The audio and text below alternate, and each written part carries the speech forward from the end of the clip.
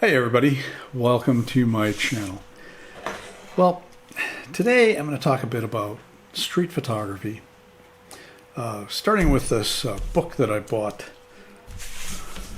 probably over 10 years ago, Henri Cartier-Bresson, The Modern Century, that being the 20th century. And I hadn't picked this up in a long time, and I just decided I wanted to take a look again at Cartier-Bresson's photographs. But one of the interesting things I noticed is that his first photograph was published in 1932. And that's this one, which you've probably seen before. But he was born in 1908, so this means that he was 23 or 24 when he took this photograph.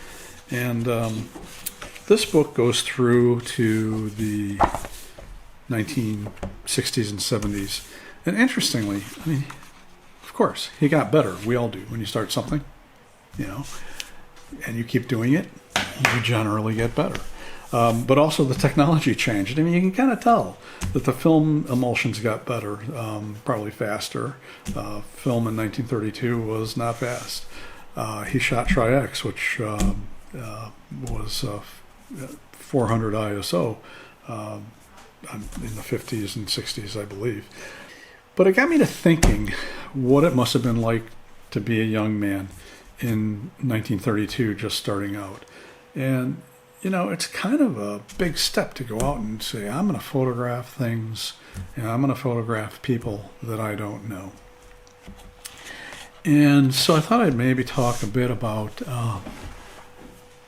what you can do to get started. And if you've not done this, so I'm kind of aiming this at people who who are interested in doing it, who haven't really started. And the most important thing has nothing to do with lenses and cameras and so on.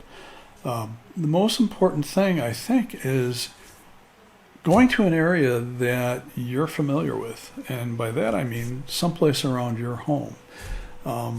Every day if you're leaving your home these days, you're probably frequenting the same places several times a week. And those places probably would be good subjects for street photography, and the people there would be as well. So go to those places and spend time there. And maybe plan on going several times a week to a place at the same time every day, so you can kind of get used to the flow of what's going on. In our downtown area here, we have a commuter station where people, and a rapid transit station where people going into the city can get on board. And so if I go to my downtown area here in Oak Park, Illinois, I see the same people every day, or every time I'm down there, I'll see the same people grabbing that cup of coffee, heading for the train. And those people see me. And so they may not know me personally. Some of them do. Most of them don't.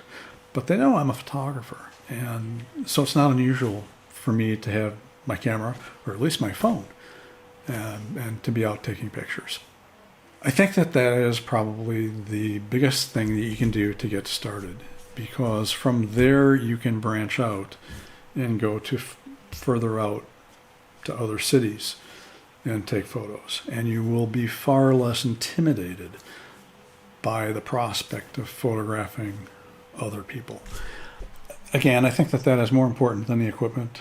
Cartier-Bresson was known for using a 50 millimeter on a Leica, 50 millimeter Leica lens on a Leica camera.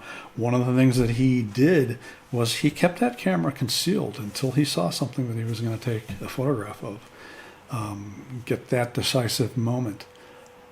I'm not so sure that would work in today's society, because I think if somebody sees you doing something and it appears like you're being sneaky, it's going to raise suspicion. I think it's much better to be up front, have the camera out.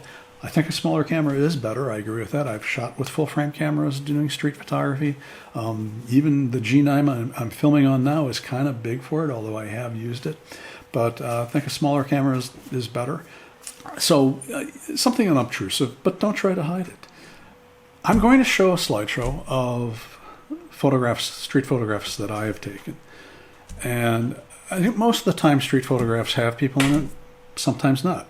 You're going to see a few photographs where there's nobody in the frame, but I still consider them street photographs. You're also going to see photos that include children, and I'm going to touch on that before we go to this slideshow. If I'm out on the street, I tend not to point my camera at children. Now here again, people know who I am. And when we have some sort of street event and there are lots of kids running around and we have a fountain in our downtown area that actually kids can play in, although it's turned off for the pandemic right now, and something's happening, a street event, I frequently take pictures that include children. If you're uncomfortable doing that, don't. Definitely don't go out and go to a playground and take pictures of children. I think some guy did this last year, I believe, and people freaked out, as well they should. If you're taking a shot of that includes children and a parent comes over and says something, hey, have a business card. Say, hey, I'm a local photographer. I'm just doing street photography. I'm happy to send you a file for social media. You know, if they object anymore, just go ahead and delete it. It's just a picture. It's not a big deal.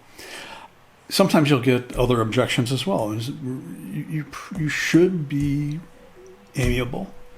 You should offer up something. If the person's adamant, delete it. In the United States, as is the case in, I think, most Western democracies, you can photograph anything, really, anything in public. Here in the States, this has been before our Supreme Court more than once, where people have objected to having their photograph taken in public. And the court has always said, when you're in public, you do not have any expectation of privacy. Now, again, and I've touched on this in another video, you cannot use those photos commercially. You can't do an advertisement with those photos. But you can publish prints. You can sell prints. You can put them in a book. If they're going to be used commercially, you need to get them released. And when we get to this slideshow, you'll notice I've used different camera bodies, different lenses, both zooms and primes. If I'm going out towards evening, I'll take primes, just because I know I'm going to end up eventually having to switch to them because they're faster. During daylight, I will take a 12 to 60 zoom with a 20 millimeter f1.7 prime, where I can switch if I need to. Let's have a look at the slideshow. I'll be back with a follow-up.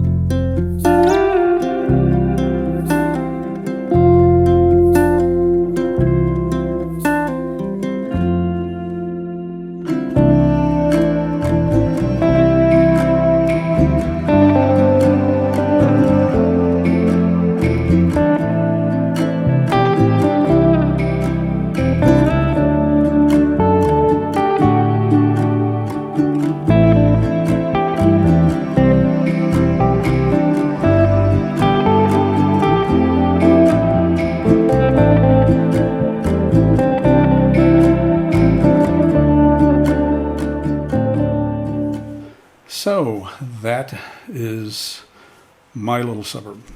Again, just to review, if you're interested in doing this, start with your local area. Get to where you become part of the landscape. But get to where people, even if they don't know you, he's that photographer guy, and then you can branch out and go to other places. But I think that that's the most important thing in getting comfortable with doing that. Take lots of photos. You're going to take a lot of crappy ones. You're going to stink up the place. I know I did. After I took that skunk picture, I had that Loudon Wainwright, this third song running through my head for a day. Anyway, poor skunk. So that's it for today. Please like and subscribe if this was interesting, helpful to you, entertaining. It helps the channel. And if you want to be notified of my next upcoming videos, click that little bell. Appreciate your watching. If you have any comments, questions, observations, pop them down below. I'm Todd Banner, and I will see you next time.